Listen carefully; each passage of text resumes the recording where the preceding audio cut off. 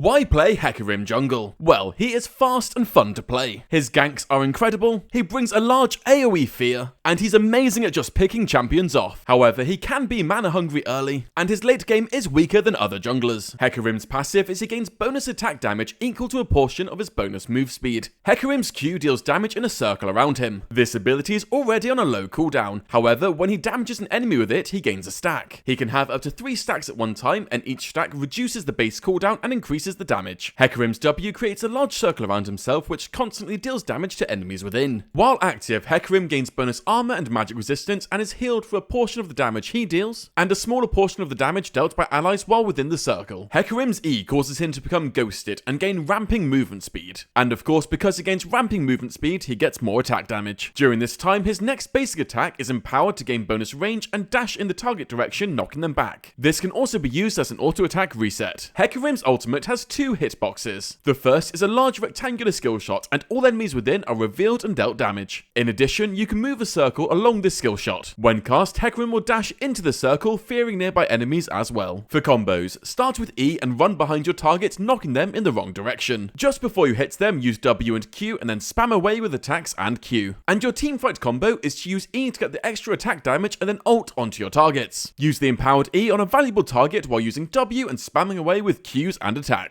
For matchups, Hecarim is great into squishier junglers who he can easily just run down, and he can struggle into tanky team fighters who can lock him down. For runes, take this. Phase Rush makes you faster, which is also more damage. For build order, start Blue Monster and Pot into an Eclipse and tier 2 boots. After this, a Black Cleaver is a great pickup before finishing a build with any of these as needed. For skill order, start Q then W, then take a second point in Q before taking E. From here, max Q then W then E, taking ult whenever you can. For summoner spells, take Ghost and Smite. Starting the game, you have a few different options. The first and safest option is always to do a full jungle clear to make sure you're as strong as you can be to fight for Scuttlecrab if needed. Otherwise, you do have very strong ganks, so clearing one side of the jungle then going for a gank is definitely a valid option. When ganking, always consider the 3 main points of what CC does your team bring, what escapes does the enemy have, and where is the lane push to. When looking to gank, use E to run behind your enemy, hitting them in the wrong direction. From here, your kit is incredibly simple to use W and Q to start spamming damage into them. And of course, when you hit level 6, your ganks are devastating, where you can easily get picks and convert them into objectives. Entering the mid game, you are the jungler, so your focus will be on objectives. Use your strong engage to pick off isolated targets and convert into those objectives. Entering late game team fights, you want to play as your teams engage. Get a large ultimate with your fear across as many enemy champions as possible for great damage and lockdown. On top of this, your W and Q will just spam tons of damage across their entire team, while you isolate that one target with your E attack. And that's how to play Hecarim Jungle. If this video helped you, leave a like and comment below who you want to see next.